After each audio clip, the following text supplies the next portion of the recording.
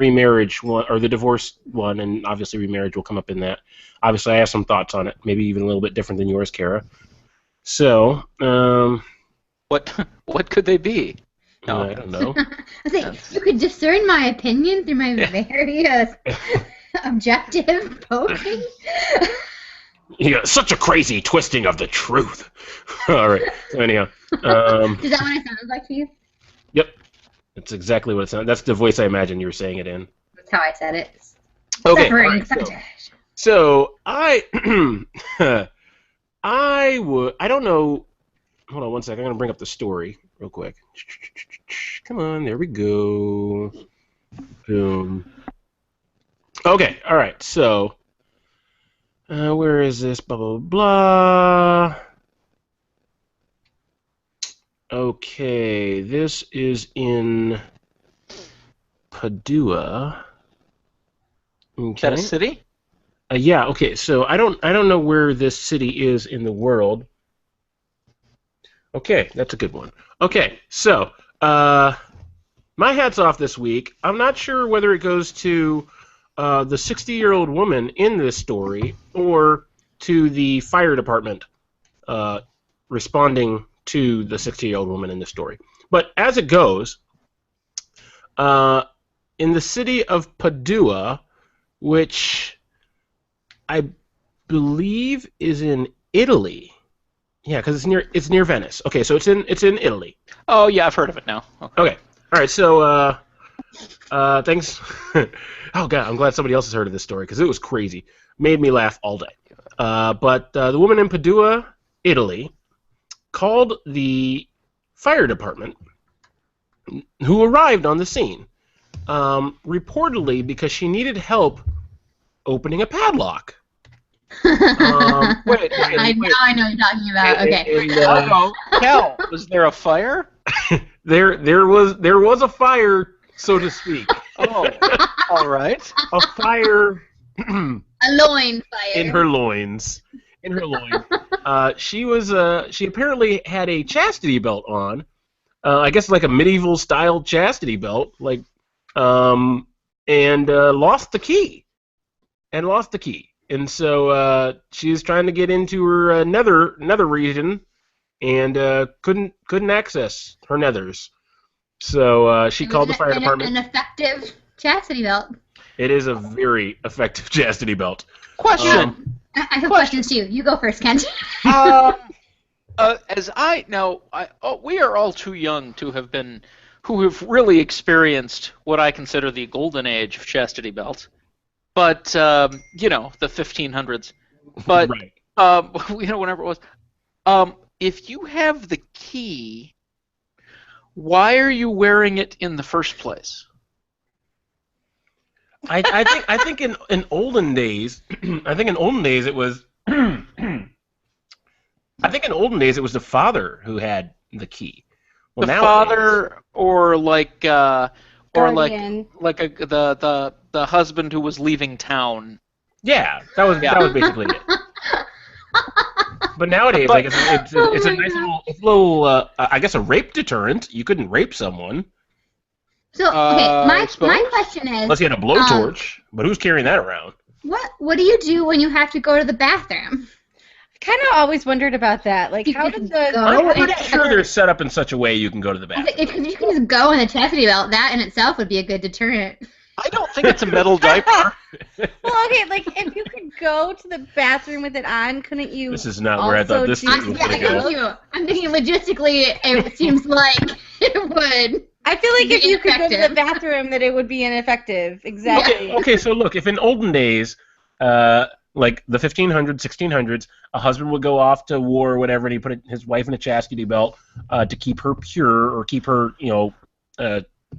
faithful, so to speak. I would assume he's gone to war for more than 8 hours. I'm assuming you have to go to the bathroom, every few hours. Be honest, so I'm guessing there's a way to go to the bathroom. Hygiene was very different back in the 1500s. See, now this story's taking a turn. I gotta Google. I'm just with you, though, Jen. Like, I feel like if you can go to the bathroom in it, you can do other things in it, I mean, too. I guess it would be very, like, it would still be somewhat uncomfortable and maybe deterrent or limited, right? Maybe? But when you put your mind to something, you can make it Exactly. happen. That's what I'm thinking. I'm thinking this is still really funny.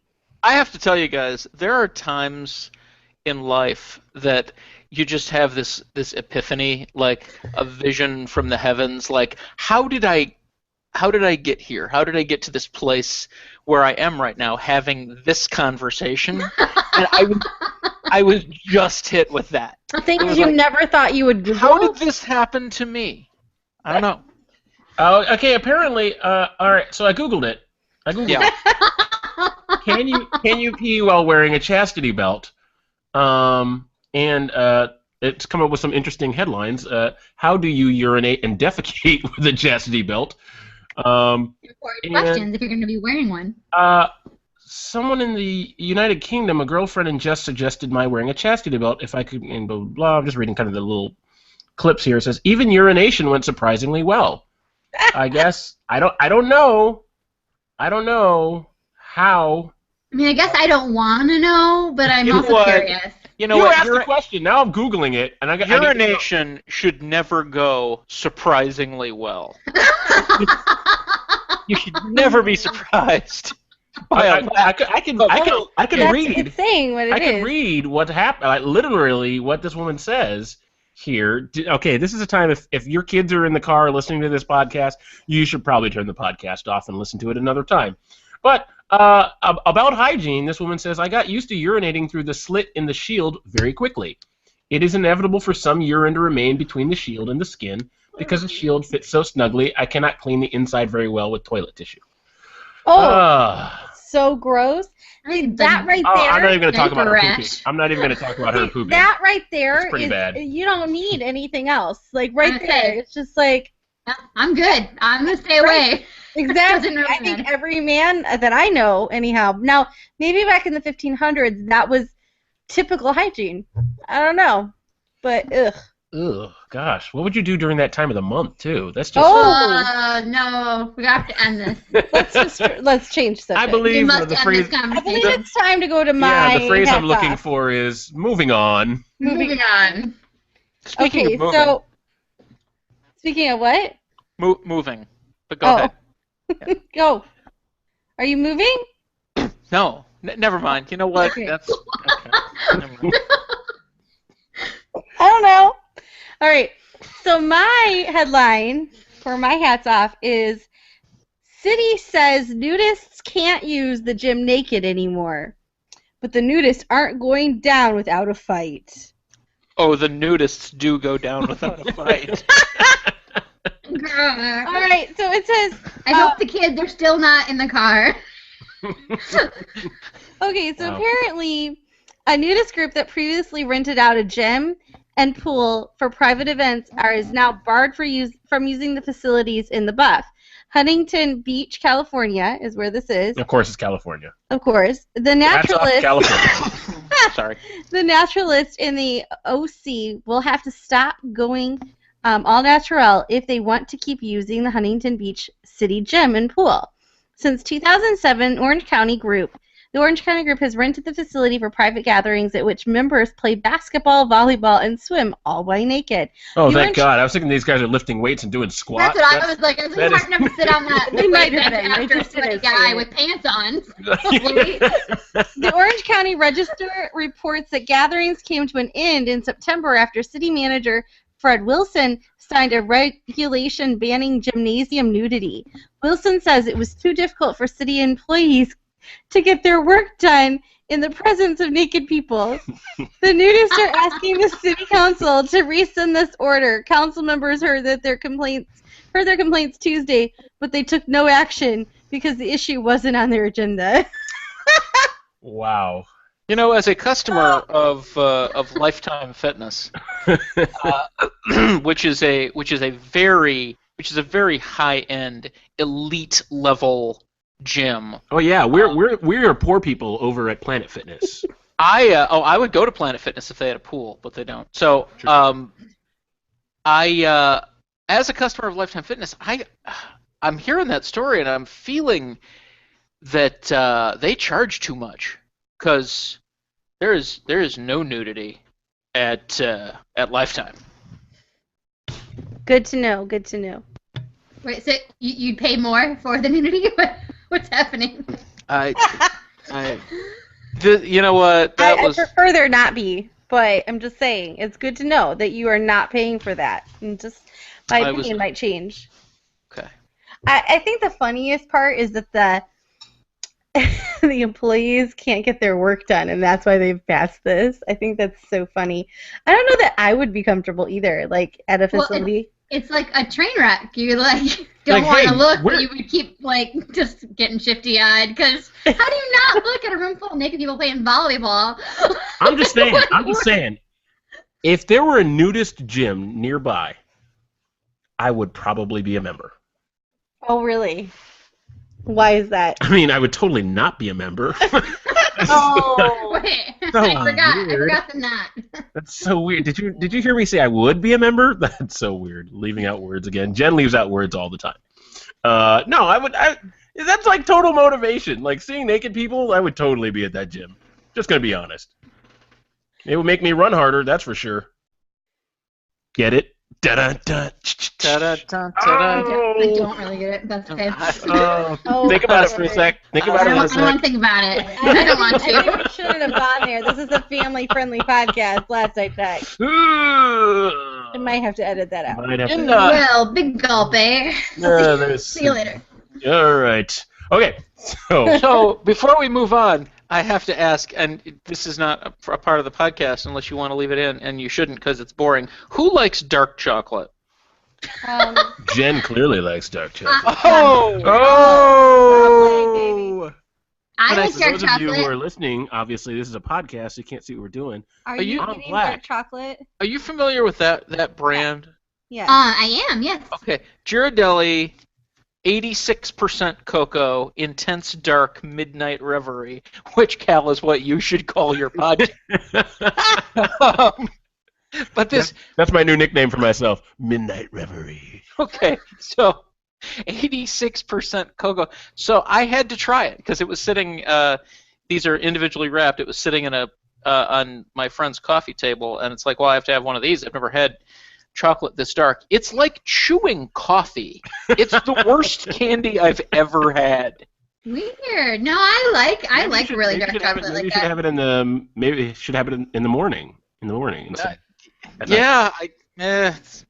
Anyway, Okay, so moving on. here's the catch. You can't go very much above like the 70-75 mark for dark chocolate. Well, apparently she's been doing the math Yeah. on the proper percentage Yeah, of well, I've chocolate. had- No, like I've had some that are like they have one that's like what 72 or something, I think, and that one I is like good. 70, 72. That's pretty good.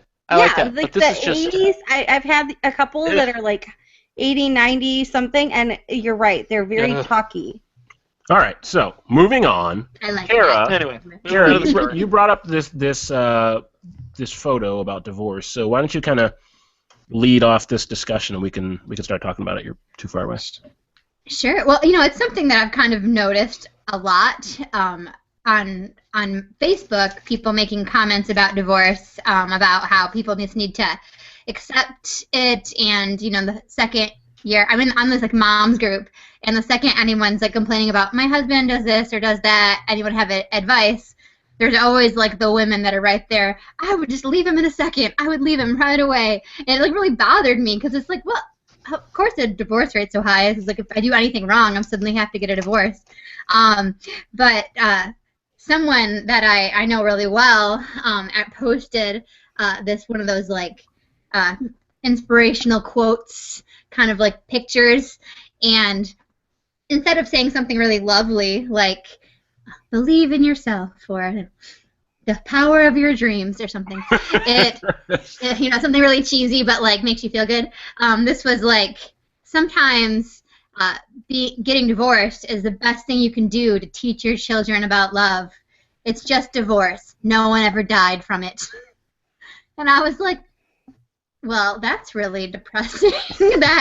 And for me, I guess it was depressing because I thought we were kind of all on the same page that divorce is like this terrible thing.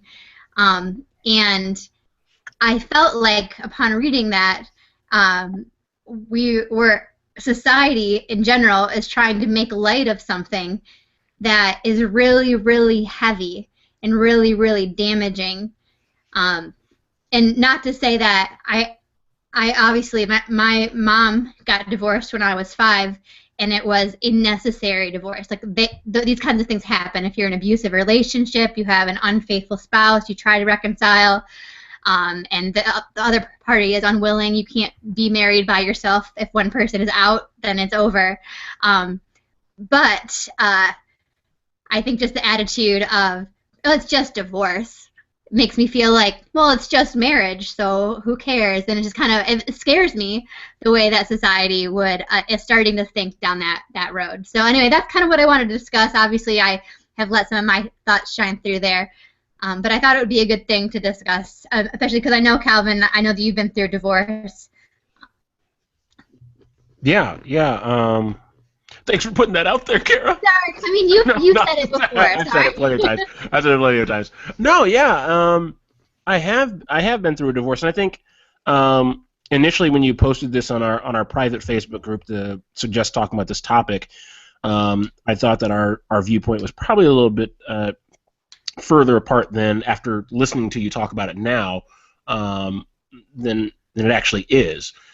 And yeah, I actually have the meme or whatever it is in front of me where it says divorce isn't such a tragedy. A tragedy is staying in an unhappy marriage, teaching your children the wrong things about love.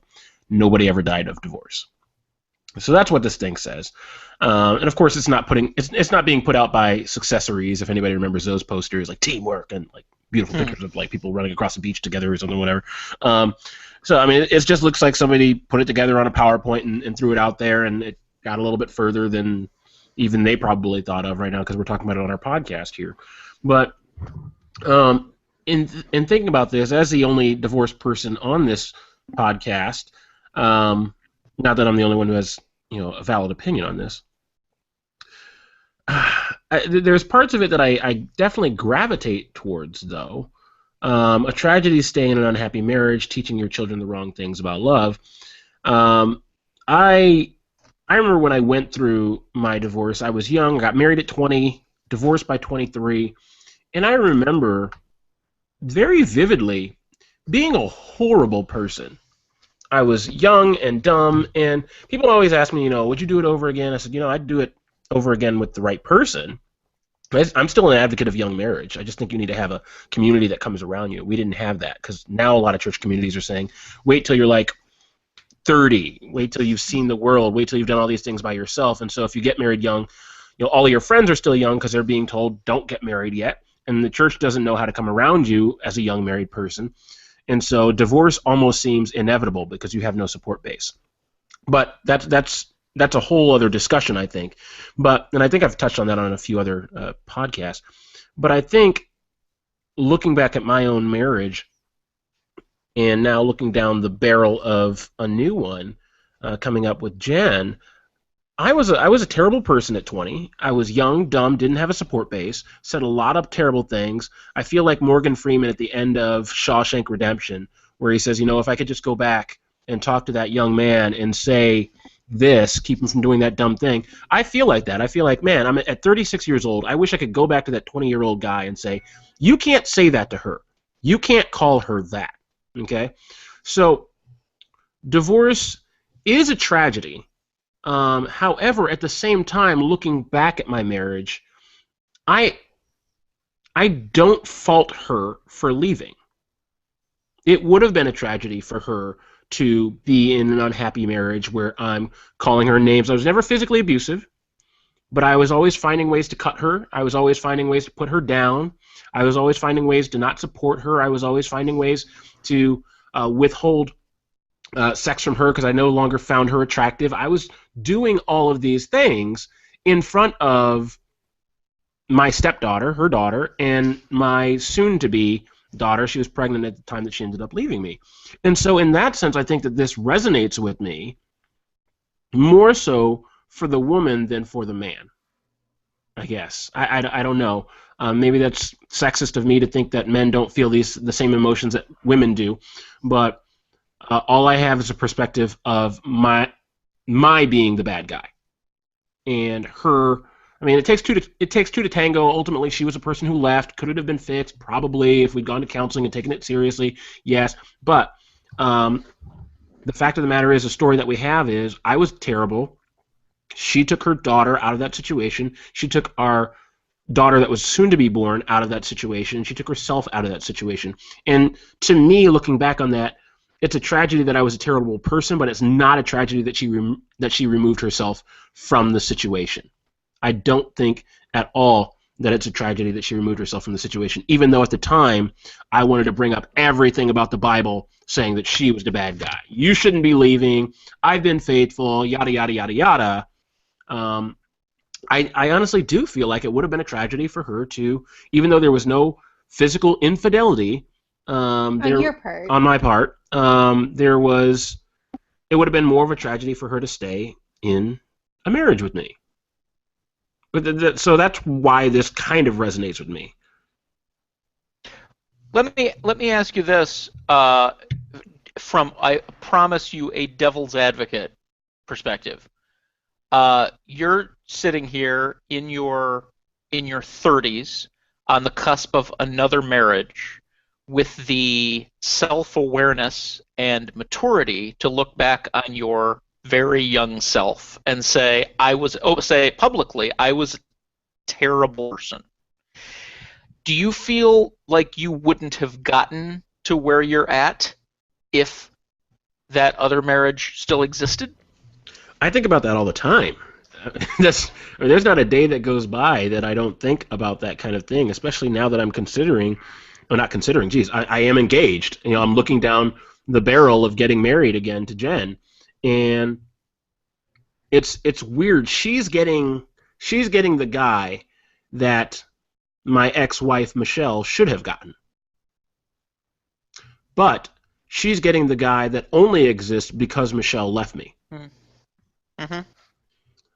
So catch 22. Yeah, so it's a really, and who's to say, if Michelle had stayed with me, might I have become this person? Possibly. I've met many people who got married young, and they're like, look, I'd look back on it, and I probably wouldn't have done it that way, but we're still together, and we've learned so much about ourselves by being with each other. So, I mean, I can't speculate as to what would have been. All I can go off of, like I said earlier, is, the experience I had and who I am now, if that makes any sense.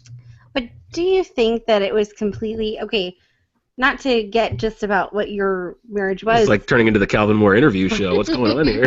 You have a certain perspective that we lack. But okay, I'm not trying to not make you take responsibility for what you did, but she also was the one who went and had affairs, who decided, even when you were trying to work it out, that it was done. She was not, so she decided to check out of the relationship, and you can't make, like Kara said, you can't make somebody else try, right? It does take both to try to resolve things. I mean, I'm not saying that you weren't at fault in some things, but also to fall on your own sword completely. Right. If like you said, maybe it would have been something you guys could have gotten counseling for, whatever. But when she decided to check out, what happened there, the tragedy there was that she gave up on it, right? So she decided there was no way to reconcile, there was no anything, okay, and then had affairs. So that you can't fall on that. So completely. all right, so just so we don't make this too personal, because I don't want to run over my my ex-wife with an 18-wheeler here verbally. So I don't want you to right. either. So just to kind of give some perspective on that, who I was, when I say I was terrible, it's very easy to just say I was terrible without alluding to what I did. I very meticulously worked to make it so she would be the person to leave, and so that she would be the bad guy, and so that I could be the good guy. So you feel you drove her to that? Oh yeah, absolutely. Okay. I mean, I even said it verbally to her. So I was pretty pretty brazen. Obviously, I said that. I'll backtrack off of that a little bit. I said that a lot. I said that a whole lot, and then the Holy Spirit really got a hold on me. God had a lot of people speak into my life. I started to see the error of my ways, and I started to work on my marriage. But by that point, it was too late. Okay? So, yes, my perspective when she left was, what does it say about our faith? And how can you leave our vows? Because those did mean something to me again. But the stuff that pushed her to where her vows meant nothing to her was me saying the vows meant nothing to me. So too little, too late. Yes, she's responsible for walking away. Yes, she's responsible for having physical affairs with other people. Yes, ultimately she's the one who sent divorce papers and so on and so forth. But I have to take responsibility for my part in that. And the fact of the matter is, you walked away in other ways. Right, in other ways. And so by the time I came back, she was gone. She was done. And it would have been, I don't know if it would, I don't want to use the word wrong for me to expect her to not be done. But I said, like I said earlier, I understood that she was done. As much as it hurt, as much as it was terrible, I understood that she was done. Does it make it right? No. I mean, the Bible says certain things about divorce and remarriage and marriage and what it means, but the fact of the matter is, I understood it. I understood what she was doing. Well, and that's fair. That's fair. So, Kara, you guys weigh in a little bit. I mean, on this meme. I don't want it to be all about me, obviously, but. Speaking of that, before Kara, you talk, I just want to say, being as objective from an objective listener point of view, and this isn't for broadcast. Cal, you need to listen to that last section and do some creative editing because your ex's name went out over the air and accusations of things. So yeah, I should probably take your name off. I wasn't expecting all of that to come out. So yeah, okay. Right, it's kind of like group therapy here. So yeah, I was not only everyone in that. the world can listen to it. Jen is indiscriminately on my side, and so Yeah, like, well, as she should be. Yes, you can't absolutely. fall on your sword here. Because there's a lot that you weren't bringing up that was more to it. That's what I'm saying. Right. But I also just didn't want to put all that out there, so I guess. But now it's out there. Thanks, everybody. Yay! Let's talk about our drug habit. You can edit it out. I'd have to edit everything until what we're about to say next. Yeah. So, all right. So I mean, the meme itself. Okay, I think that the meme, the whole nobody ever died of divorce thing, it is kind of, Kara, going back to what you were saying at the very beginning, very nonchalant. Well, and very untrue for anyone who ever worked in youth ministry. I think even if obviously there are like the suicides and things that have happened as a result of like broken families, but I think spiritual deaths that I know that kids have dealt with and adults have dealt with from the death of a marriage, I think it's just way too nonchalant to be like, oh, nobody ever died from divorce. Oh. I was caught off guard. I felt like there was more coming there. I just keep going. I felt like you I was just totally going to stopped. You're like, yeah, so. I thought somebody was going to say something. No. Okay. I'll keep going. I got more to say. I thought someone was going to jump in.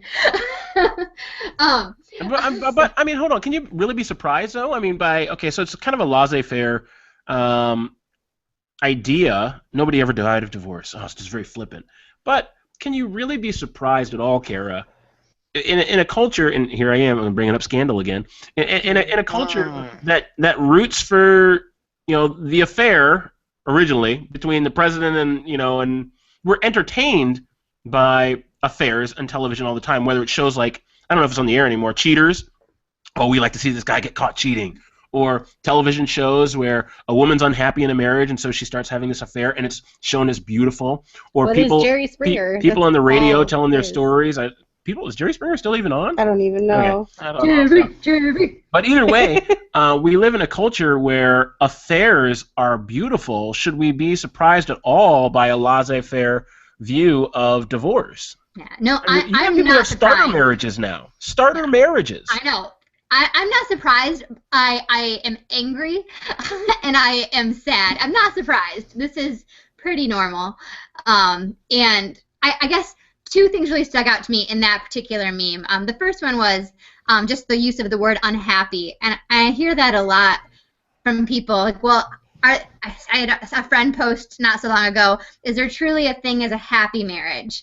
And a bunch of people were like, no, I don't think it exists. It's not real. And some people were like, yes, my marriage is so happy. And it bothers me because happiness is so fleeting. Like, happiness is not something that I am pursuing in life. I would like to be happy, and I often am happy, but I'm often unhappy. I love my son a great deal, but today he peed on the couch before I left, and I was unhappy. I was quite unhappy, and will continue to be unhappy when I get home and have to clean up the residue of pee on the couch. I love him, and I'm not going to leave him, no matter how many times he pees on the couch. It might make me more and more unhappy every time he does it.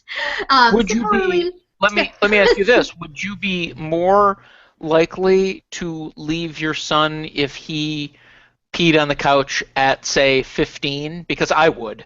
I wouldn't leave him. I might ban him from the living room. Okay.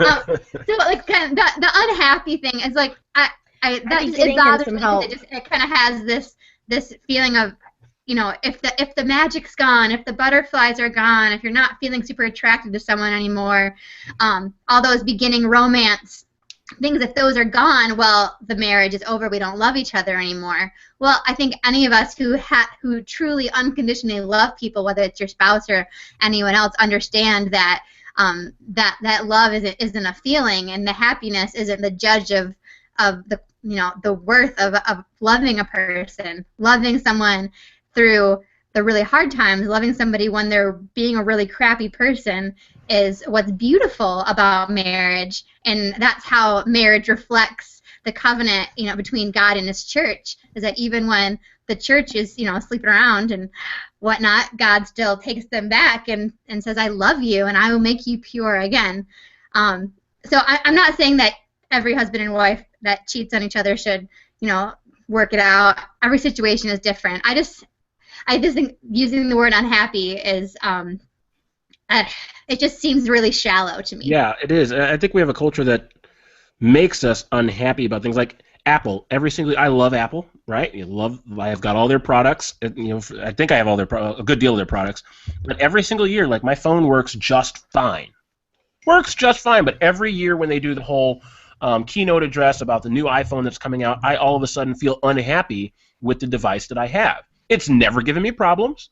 Takes phone calls, takes text messages, does all the text, you know, all the apps that it's supposed to do. Don't have any issues with it. But every single year, I feel dissatisfied when the keynote address comes out. Like, and they even make you feel that way. They're like, "Hey, we should have never sold you that last iPhone. We're sorry." And it's like, wait a minute, you know, I'm unhappy. And so we get onto things that are more meaningful than telephones, like marriage, and we are sold in the culture, you know, oh, these two impossibly beautiful people fall in love with each other. Those are all the romance movies, right? It's never any ugly people in the romance movies for the most part. And you've got, hey, everything works out just fine, and everything ends up at the end of the movie with a nice tidy bow. Maybe they might argue a little bit. Okay, so they fall in love, then there's an argument that breaks them up in the middle of the movie, then at the end they all come back together again, and you never see another argument again, right? You just assume everything live happily ever after. Happily ever after, right? And so it's the line that we've been sold, starting with Disney movies. No offense, Kara, I know you love Disney. None taken. Starting back with the Disney movies, because like we just went and saw my daughter in The Little Mermaid. Speaking of Disney movies, she was in The Little Mermaid, a stage play, and everything ends up happily in The Little Mermaid, right? And I was like, when she told me that she was first in the play, I was like, okay, so are they doing the Disney version or the Hans Christian Andersen version? And she's like, the Disney version. Why? I was like, because in the Hans Christian Andersen version, everybody dies. Pretty much. Yeah. There was no happy ending. That was what we were told a long time ago. Those were the fairy tales, the Grimm's fairy tales back in the day. But that's neither here nor there. Yeah, Frozen, Hans Christian Andersen as well, also ended very differently than the Disney version. So you're saying that in Hans Christian Andersen, the cavern didn't hold as many treasures? No. Okay. No, it didn't. Look at Um, this. It's kind of okay. got a couple things here. But either way, one of the things that's what we're sold in this culture. One of the things I've realized is that's the thing that we're sold in this culture. So when it comes to things like marriage, like, okay, as soon as she's not pretty anymore, I'm not interested. They treat it As like soon a as commodity. as soon as we have our first argument, I'm not interested anymore. I'm a customer, and as soon as I am dissatisfied with your service to me, And changing. the service you provide, I am going to a different provider.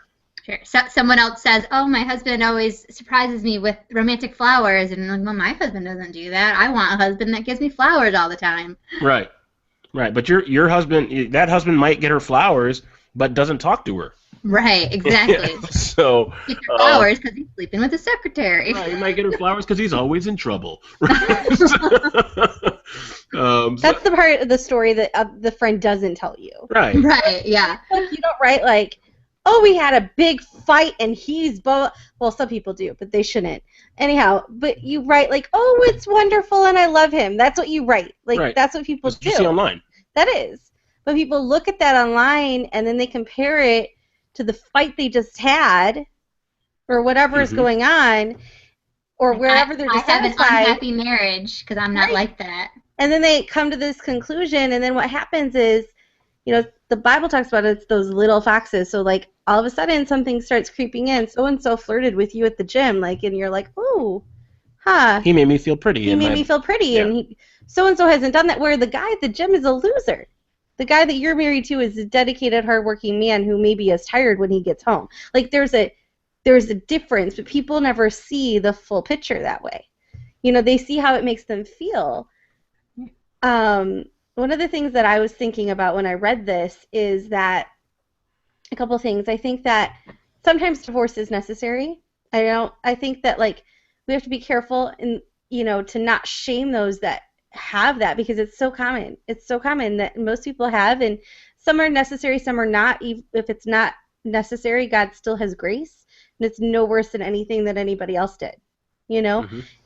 If it was necessary, then, at least they had the strength to do what they had to do. And that was still hard, and we need to still come alongside them as Christians. On the other hand, I also think that the world wants to make it cheap and easy, and that it is far too much of a quick and easy solution that is absolutely not quick or easy, especially for people who have kids involved. I think it never goes away. a conversation I would like to have, not in this podcast, is something I'm kind of dealing with right now. I have a friend whose husband physically abused her. I won't say her name or anything like that, so I don't do any creative editing here. Has a child, and she's wanting to go back to this person. And my thought is, it would be a tragedy for you to go back to that person. I believe, as a Christian, in forgiveness. I believe in redemption. I believe that marriages can be fixed.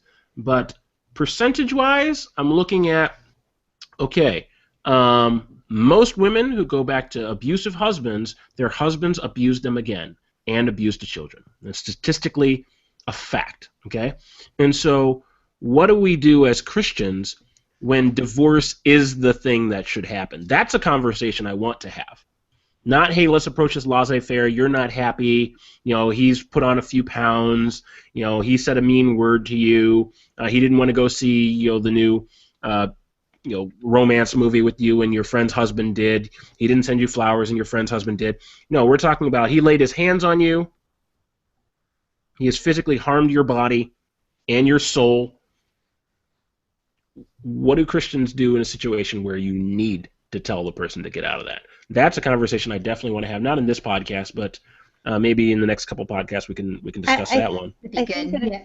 it's a good conversation. I think, though, it comes down to whether or not that person is willing to let you help them. Right. Whether or not they should or shouldn't do something, it depends on if they're willing to accept that help. True story.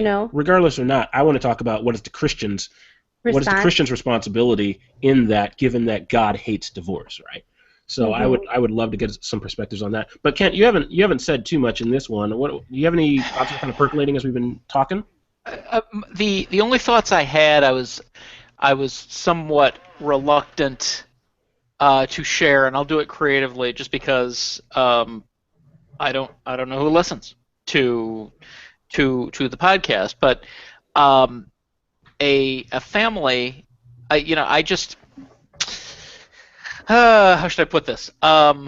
My best friends in the world and the family that I am closest to um, on planet Earth only exists because of divorce. And so I can't get. So yes, I do view it as something to be avoided, and marriage vows are something to be cherished and honored and treasured. But in a particular case, I mean, two of the greatest kids I've ever known would not exist if Marriage 1.0 had worked out.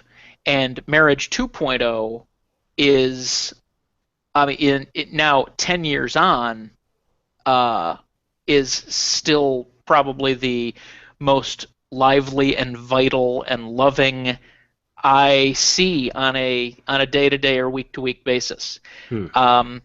So the story of why the first marriage didn't work out is lengthy and complicated, but everybody in the story is a believer in Christ, and God moves in mysterious ways. I actually think that my family resembles that too. When you were talking, Ken, I can relate to that. My dad had a marriage that did not work, and me and my younger brother would not be here if that one had worked. So, and my parents had an amazing love story, and to this day are probably one of the best marriages that I've ever seen, and most people who knew them would tell you that. I know lots of friends who looked to them and look to them still as an example in that. And I think I had a thought that I heard, and it wasn't necessarily mentioned in relation to marriage, but I think it works here too, is that the Bible, I mean, if we're going to go from a biblical perspective, the Bible never said that our feelings should lead us, right? Our feelings are meant to be indicators, but we often let them lead us. And I think that that's exactly what this meme is talking about, is letting your feelings lead you, and that because your feelings, they change with the wind, it can lead you down destruction. And maybe that doesn't give you an instant death, but it definitely, I mean, in psychology, they talk about when you go through a breakup of a marriage, it's like grieving a death. So something does definitely die with that, and it hurts people, and it's something that is necessary but shouldn't be done lightly. Yeah, another thing, and we're getting long on this, but my daughter is biracial, right? And so her mom is white and I'm black, and she lives in an area where she is.